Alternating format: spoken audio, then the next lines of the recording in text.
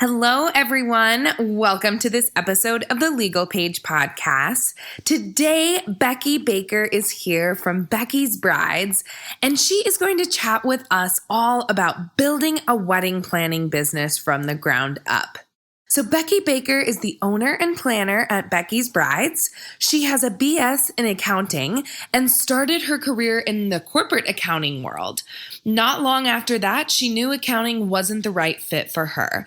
After helping some friends and coworkers plan their weddings, she officially launched Becky's Brides in 2011. Becky's Brides plans flawless Southern weddings in Birmingham, Alabama, and beyond. In addition to planning weddings, she is passionate about helping other women creative business owners launch and grow successful businesses. But most importantly, she is a wife to her college sweetheart and a new mom to her 10-month-old baby girl. I am so excited and overjoyed Becky is here with us. Let's get to this episode, friends.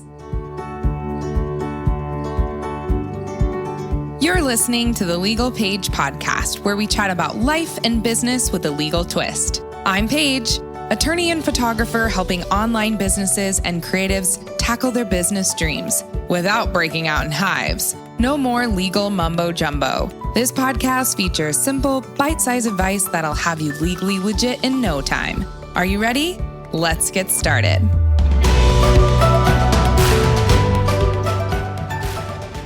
Hello, everyone. Welcome to this episode of the Legal Paige podcast. You guys, I am just thrilled because my friend Becky Baker is here with Becky's Brides. Hello, Becky. Hey, Paige. Thanks so much for having me. Thanks so much for joining us. It is awesome to have you here on the podcast. You guys, I know I introduced Becky at the beginning of this episode, but she is really like the guru wedding planner that I have followed for some time now. We met at Creative at Heart this year. We were in a panel group together where we talked about hiring a team and what that looked like for myself and her team. And then Nancy Ray was there as well. And so we just really connected on like building a business. And I loved that she has grown this like insanely successful wedding planning business. And of course she has a team that helps her as well. So Becky, I would love for you to introduce yourself to everyone tuning in, kind of what you do, why you do it, and kind of where you started from and where you're at now.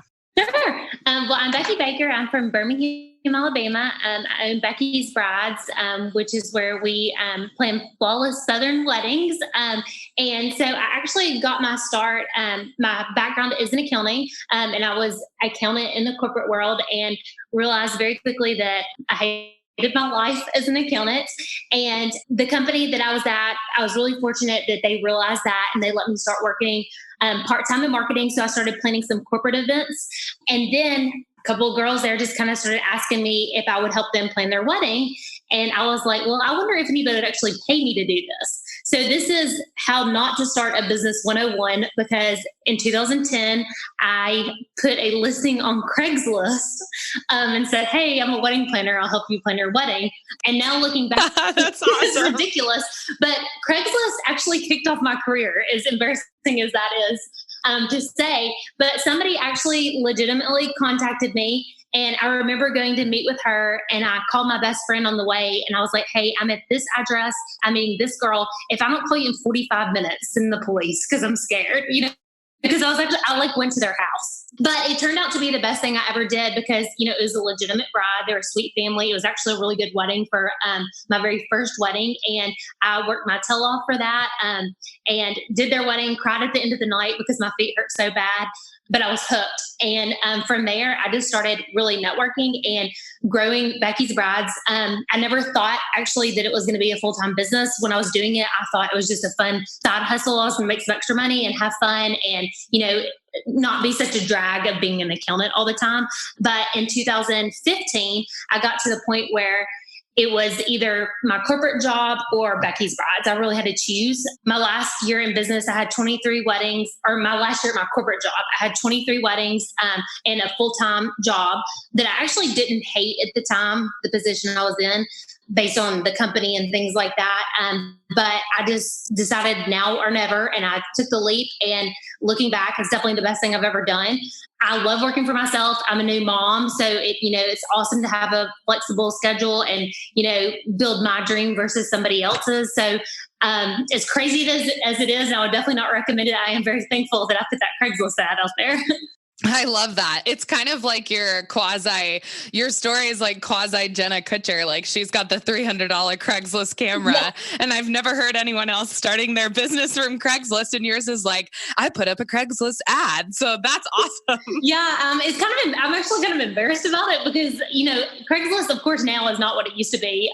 But it was still just, like on Craigslist, you can do whatever you want. So I'm like, I'm a wedding planner, hire me. And somebody actually did. So thank goodness for that. I love it. The value and power of Craigslist, you guys. But watch out, kids. Don't do that now. There's too many things that happen there. Yeah. So I'm glad yours worked out for the better. Okay, so I love that you were side hustling. I also like to call it full time. I don't know how you would explain this, like full-time side hustling. I was doing the same thing. I was working for a federal judge, running a full-time wedding photography business, had the 20 to 30 weddings. My first question is like, how did you balance that for the first 4 years? Because I think you said you left about 2015. Mm-hmm. And at what point did you realize that it was time to take the huge leap? My first 2 years, I just thought it was going to be fun. So, I think my very first year I had like 3 weddings and the next year I had like 9 and it just kept on growing and I kept on raising my prices a little bit and it would, people would keep booking. So in 2015, I got to the point where I didn't feel like I could give 100% at my corporate job and also give 100% to my brides. It was just becoming too much. And at the time, I was younger. I wasn't a mom yet. I was working 60, 70 hours a week and I loved the hustle. But it just got to the point where I was nervous that something was going to start falling through the cracks. And I'm an accountant by nature, so I'm not a risk taker naturally. I loved having a corporate job because I liked getting paid every other week. I like knowing that we could pay our mortgage. I like all the stability of that. But at the end of the day, it just came down to taking a chance. And now, of course, having an accounting background, we did sit down and plan like, okay, we're going to have this much money in the bank before we quit. That way, if I don't book another bride for 6 months, it's not a big deal. We made plans for that. And we had a date in mind that I was going to do it. And then I would come home from work and I'd be like, we need to do this 1 month earlier. And then I'd come home from work a couple of days later and be like, no, 2 months earlier. So it just kept bringing the date forward. And then finally one day I was like, we've met all our financial goals that we said we were going to do before I quit my job. I'm putting in my notice today. And my husband looked at me and was like, are you sure about that? And I was like, I can't do it anymore. So I went in, put in my notice. I wanted to make sure I left with a really good relationship with them just in case this crashed and burned. But thankfully it didn't. And my only regret now is that I didn't do it sooner, which I'm sure people hear all the time. I think some people say that, and we all like to throw that around in the entrepreneurial world. But I love, Becky, how you said, you made financial goals for yourself. You made sure that you were set up before you took the leap. And I've not only have had tons of colleagues in the online entrepreneur world that are trying to figure out when is the time to go full time and stop with this side hustle. And I always tell them as well, you kind of want the 6-month plan, make sure that, like you said, if something crashed and burned, you still have a solid pot where you're not scrambling. Right. And that's really important, especially for us who are trying to build a solid business foundation. And you can't do that if you're just being scrappy and hustling all of the time. You did it very strategically and organically at a point when you knew it was time to go I didn't want fully on with Becky's Brides. I didn't want to be desperate.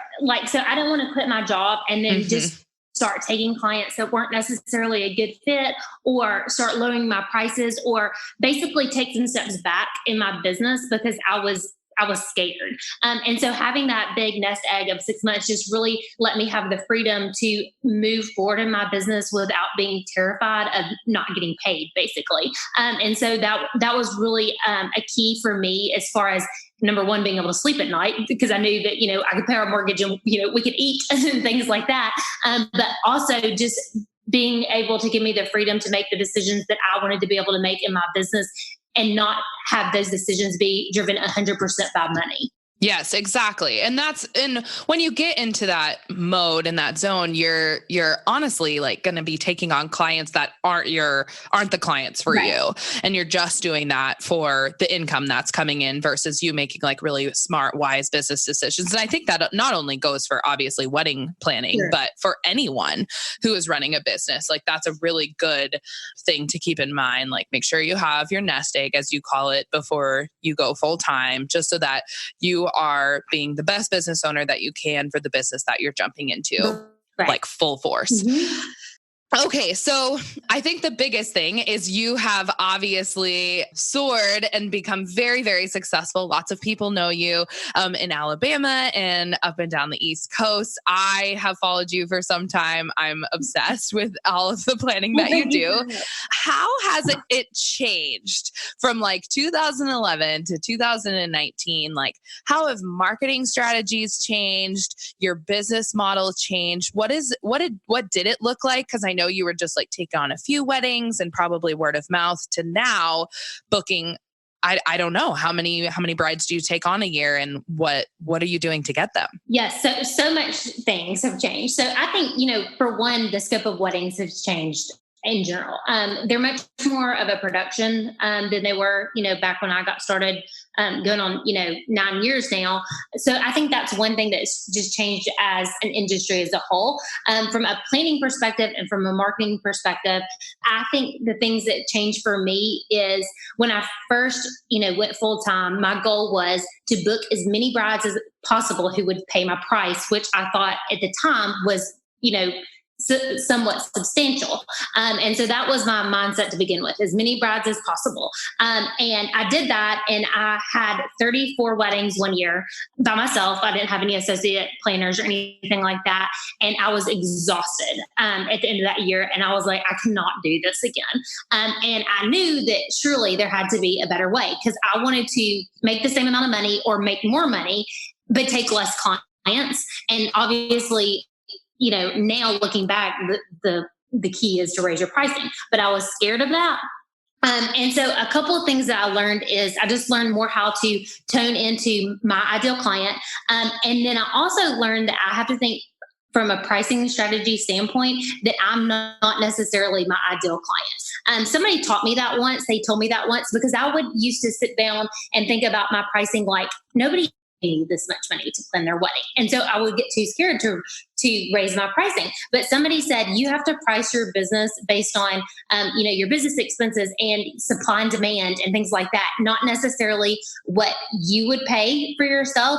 And that changed the game for me. That really allowed me to get some education in developing a pricing strategy that was unique. So from a wedding planning perspective, we don't price like a flat fee price. And so we're not capping ourselves out at the amount that we can make per wedding, depending on the scale of the wedding. And so when I did that for my business, that was back in 2016, the end of 2016, that was hands down the best thing I ever did. What happened as a result from that is actually our weddings got better as far as the budgets of our brides and things like that. But it also allowed me to take a lot less clients while still increasing our revenue quite a bit. So the key for me there was learning that I don't have to price like everybody else, and I'm not my ideal client. From a marketing standpoint, things have changed a lot since 2011.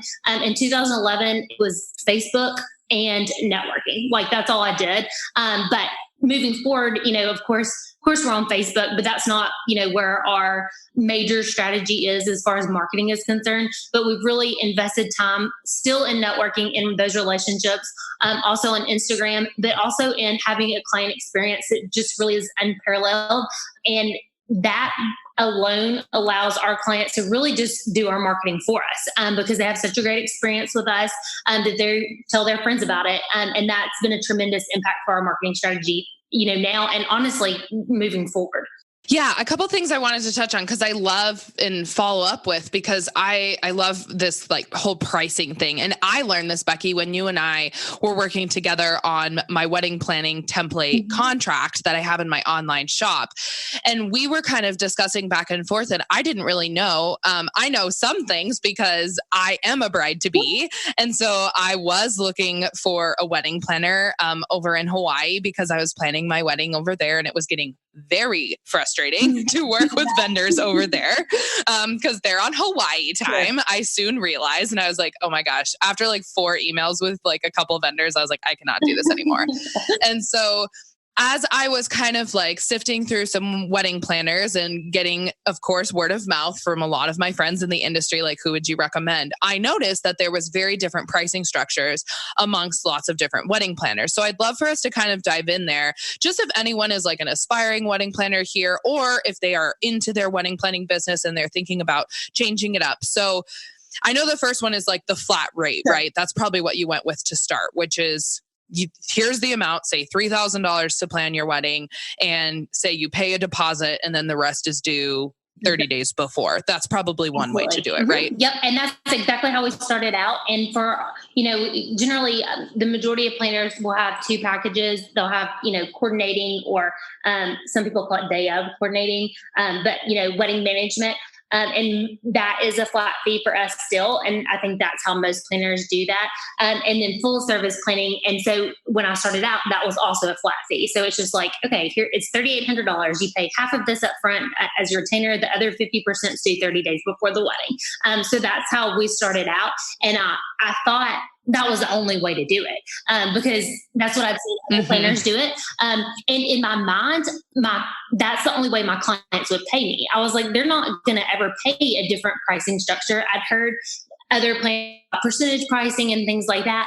But as a consumer, I was like, well, I don't really like percentage pricing because I don't know what I'm paying you. Like, there's no flat fee, there's no cap or anything like that. So I always thought, percentage pricing is terrible. Nobody should ever price percentage pricing. Of course, several years in, I changed my tune quite a bit. Right. So then the percentage pricing that you're talking about, I know lots of wedding planners do now. Pretty much, I would say 90% of the ones that I was looking at when I was, sifting through wedding planners to choose from, they had like the flat rate. So I kind of knew like where they were starting out, what the base rate was, like what I needed to pay for a deposit, which makes sense because if I'm like a bride to be and I'm going into it, I'm like, okay, I need to pay them to like start helping me plan my wedding, which is a year or 18 months or 2 years in advance.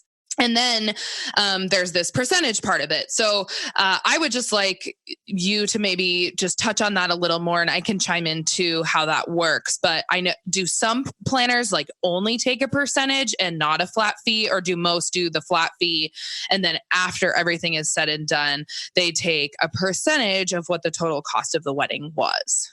I think that there are planners who do both. And there are even planners who do a 3-part pricing structure. They which is how we do things, plus a percentage of the overall cost of the wedding. We call that a production fee. And then some planners also have a design fee, which is generally a flat fee in there as well. So it's a 3-part pricing structure. Ours is a 2-part because we just think it's the easiest to sell. It's the easiest thing that we understand, and it's the easiest thing for us to reiterate to our clients.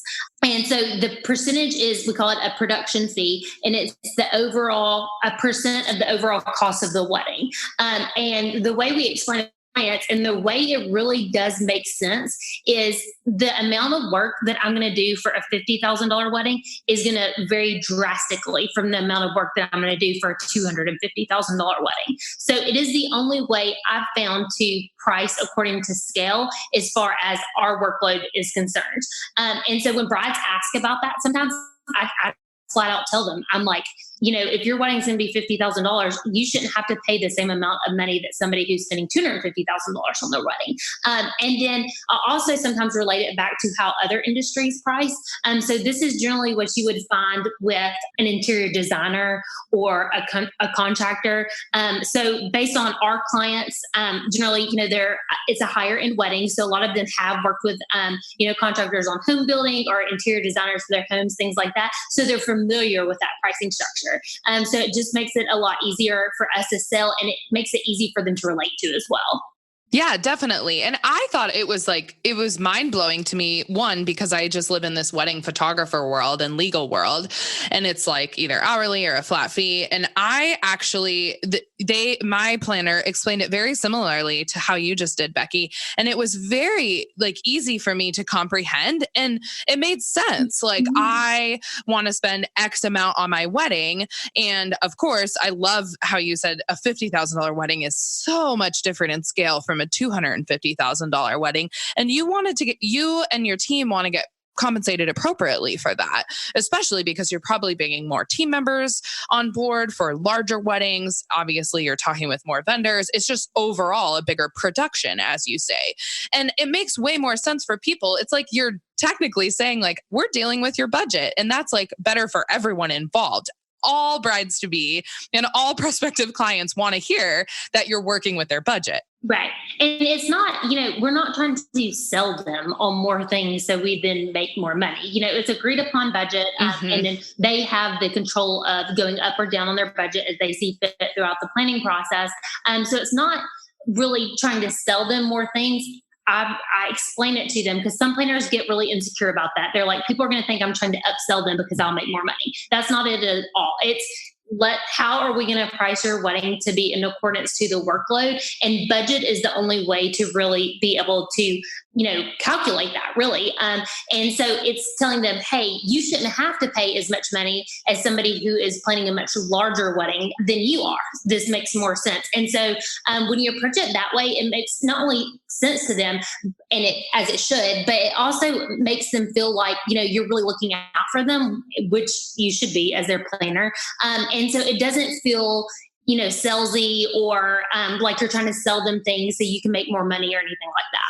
Yeah, so true. And I loved this pricing, the way that this has kind of evolved in the wedding planning world, just because I think even if you have like that, a client, and I'm talking from experience here, like that moment of, oh my gosh, they're getting like a production fee or a percentage of my total like wedding budget.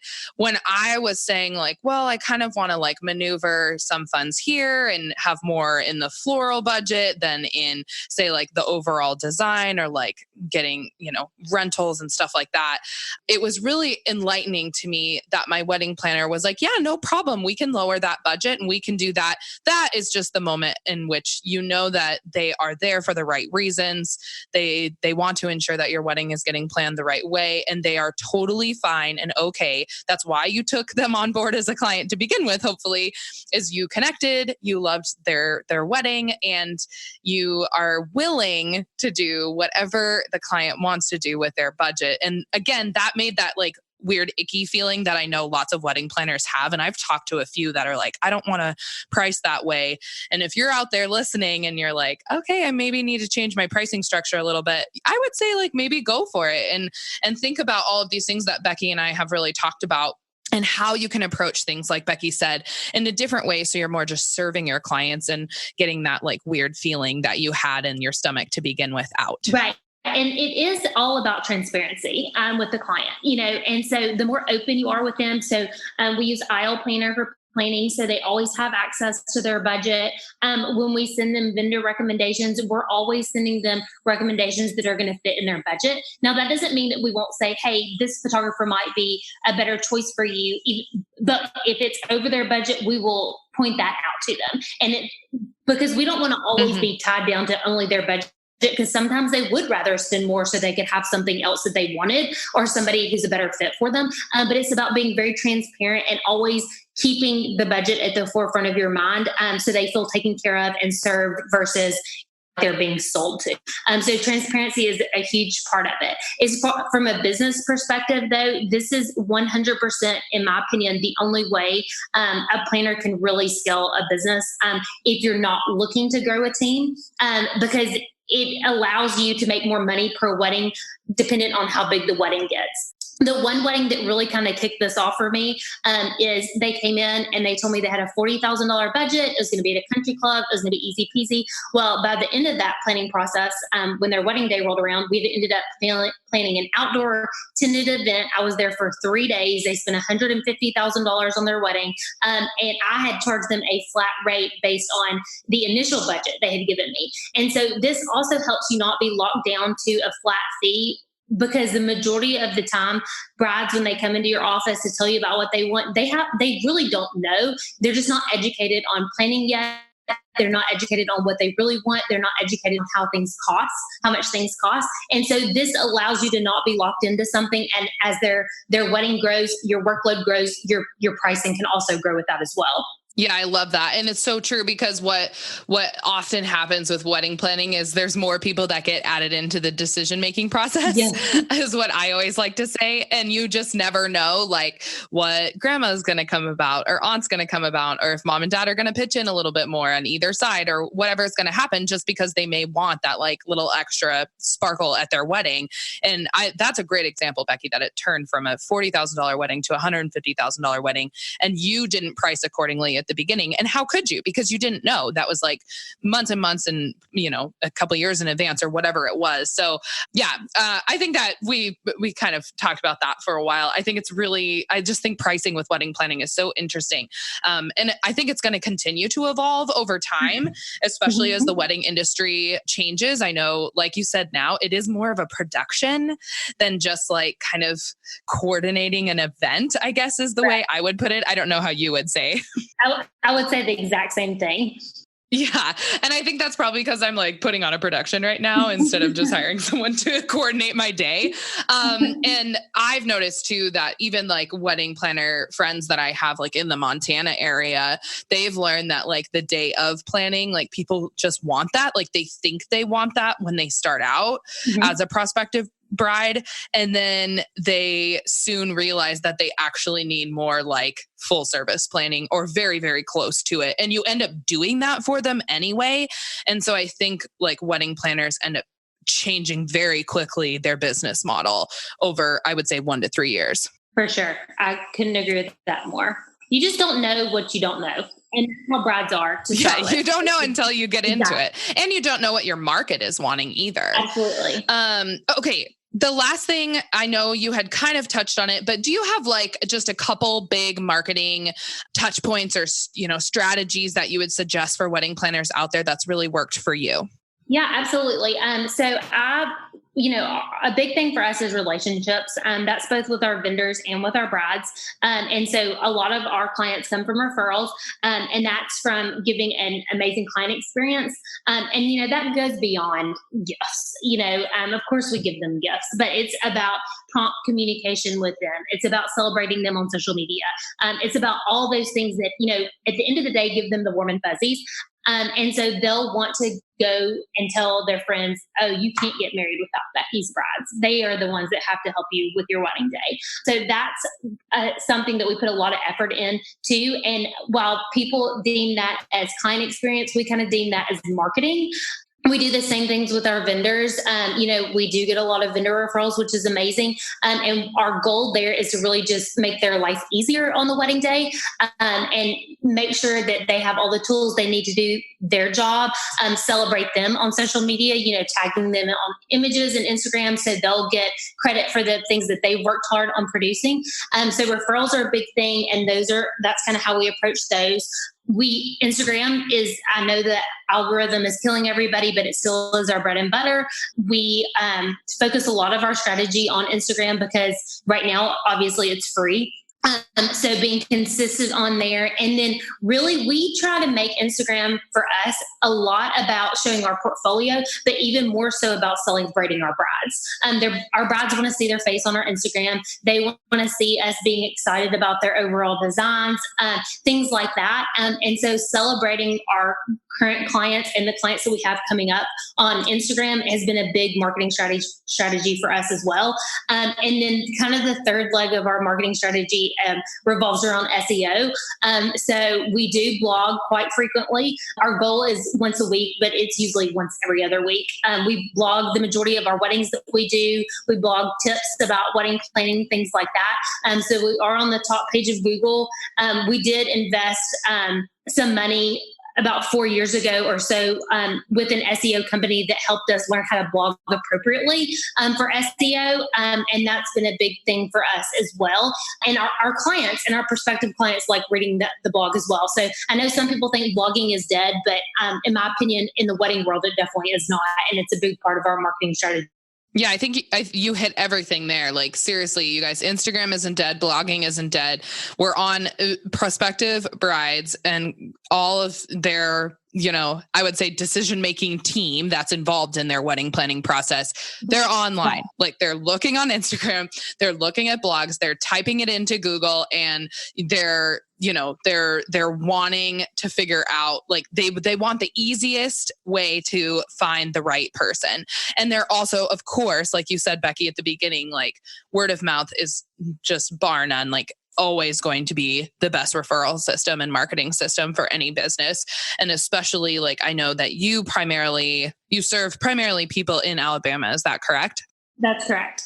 Yeah. So because it's such like a niche area, like, that word of mouth referral system is so specific and necessary for any type of business. So any of you out there, I know I also had an episode earlier in the Legal Page podcast about niching down. And that's kind of what Becky's done, but she's just done it from an SEO perspective. And Becky, I love that you said that you invested in someone with SEO experience so that they could really tell you how to, like, blog appropriately and make sure that you're driving traffic to your website in the correct way.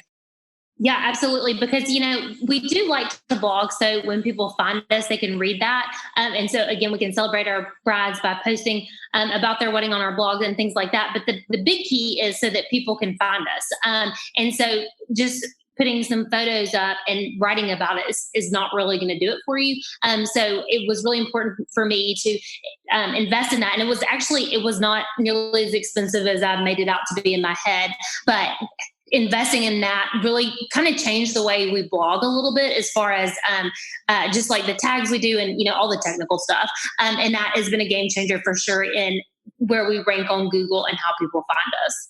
Yeah. And I think as business owners too, we just have in our head that, like, oh, prospective clients aren't going to find us through X, Y, and Z, like those routes. And it's not true. Mm-hmm. Like, you need to go pull people. You need to pretend like you are a prospective client, because it is so enlightening, Becky, when I was like trying to find hashtags in like Maui wedding planning or like my specific place. And I only found like 2 people. And I was like, there's got to be more planners than this, or there's got to be more photographers than this. And they're just not using hashtags. Right. They're not using SEO correctly. Like, they were on, I didn't even look at them because they're probably on the 8th page of Google, and I'm not going to go to the 8th page of Google. So yeah, so true. You guys, those aren't dead. Becky, such a wealth of information. I love you and I love your wedding planning business. And I think others are going to find all of these tips super helpful and insightful. Of course, we cannot finish a Legal Page episode without talking about the legal stuff with Paige, haha, me. And I love just hearing where people have gone on their business journey legally. So what have been like 2 big legal lessons that you've learned through these past, I guess it's almost been 8 or 9 years that you've been in business? Yeah. The things I've learned really all come back to being contract related. So of course I had an attorney that worked with me on my contract in the beginning stages. But even though I've been doing this for a long time, I'll learn something new all the time. And so I'm always updating my contract with how we do things or things that we won't do. And that was a big thing for me. When I was earlier in my career, I had a lot of do-it-yourself brides, and I showed up to a wedding one day and they had, we set up their personal things for them. So in my mind, that is your guest book, your toasting flutes, your cake cutting set, things like that, not a U-Haul. I kid you not, full of stuff. So you cannot make this up. So I came back, started editing my contract with the things that we don't do as well. And from that scenario alone, we say they are allowed to give us 3 bins of stuff, and that's all we will set up. So we like give them 3 bins and they can put stuff in it, and that's what we set up. They cannot bring us a U-Haul full of furniture for us to use. So that was a big thing. And then the other thing that probably is a huge deal, even now with as big as our weddings are, is that we have it in our contract that our brides are required to use licensed and insured vendors, and that we cannot replace those vendors. So, grandma can't bring her crock pot to cater your wedding, or Aunt Sally can't do your flowers, things like that, because at the end of the day, it's a liability for everybody involved. From a legal perspective, especially when it boils down to alcohol. So we just require them to use licensed and insured vendors for all of their vendors. For one, from a liability perspective, but for number 2, we want to work with professionals. It makes a wedding day so much smoother for everybody involved. And at the end of the day, it gives our bride a better wedding day as well, which is, of course, the goal of everyone. So I'd say those 2 things are the biggest things that we've added to our contract that have just really, I think, saved us in some scenarios, and really cut down on some things that we just don't want to be involved in and we don't want to do. Those are all super helpful for anyone who's in the wedding planning world to really think about and figure out how you want to word that and start off obviously your relationship with your clients on the right foot when you're having that in your contract to begin with. This is what the roles and responsibilities are on each side. I remember when we were working on the template contract as well, I know rescheduling and cancellation of weddings, especially rescheduling, was a really interesting topic for us to talk about. And I know that every wedding planner kind of has something different when it comes to rescheduling.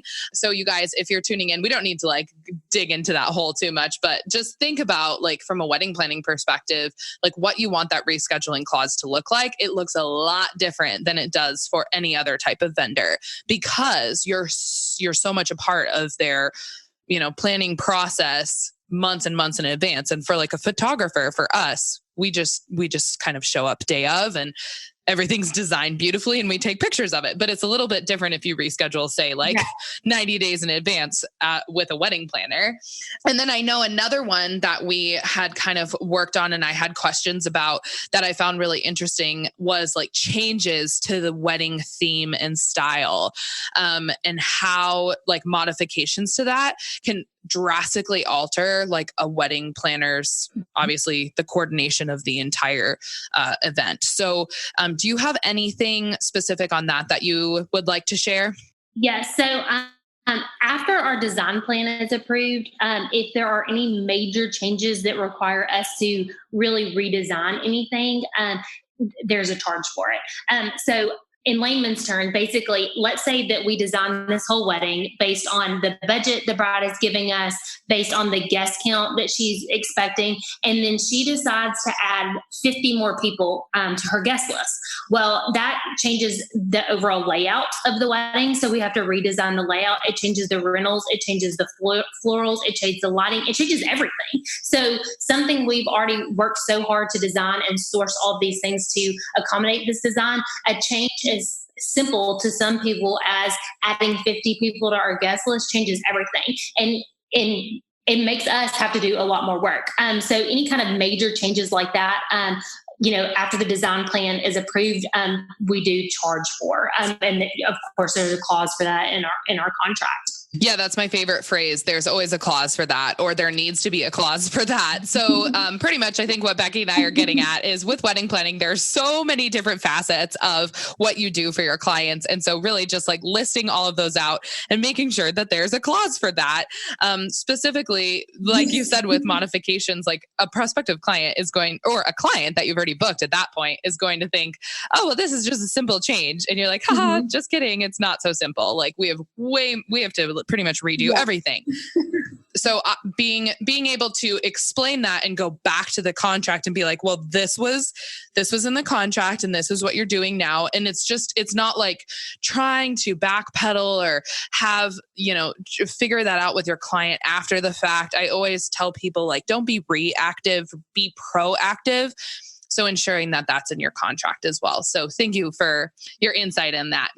Absolutely. Okay, so I think we have really just gone all the way. We've jumped in the deep end here with wedding planning, talking about a wedding planning contract and what's involved, all of your marketing tips. Becky, it was so helpful. Where can people find you? Yeah, absolutely. You can find me online. I hang out on Instagram the most. My handle's at Becky's Brides. You can also find me online at beckysbrides.com. And of course, we're on Facebook. Perfect. And you guys, I will link Becky like crazy in this episode. You should definitely reach out to her if you are an aspiring wedding planner, or you are a bride-to-be and you're looking for a really good wedding planner. She is definitely someone I would recommend, and obviously all of her clients would as well. Becky, thank you so much for your time. Thank you so much for having me. Awesome. Thanks everyone for tuning in. We hope you have a great day, and go check Becky out. Thanks so much for listening to this episode of the Legal Paige podcast. See, I told you being legally legit isn't so scary. Be sure to visit thelegalpage.com for all show notes. And it would be super awesome if you could head over to iTunes and leave a review. Last but not least, don't forget to join my free Facebook group for unlimited legal and biz Q&A. Chat soon, Legal Pagers.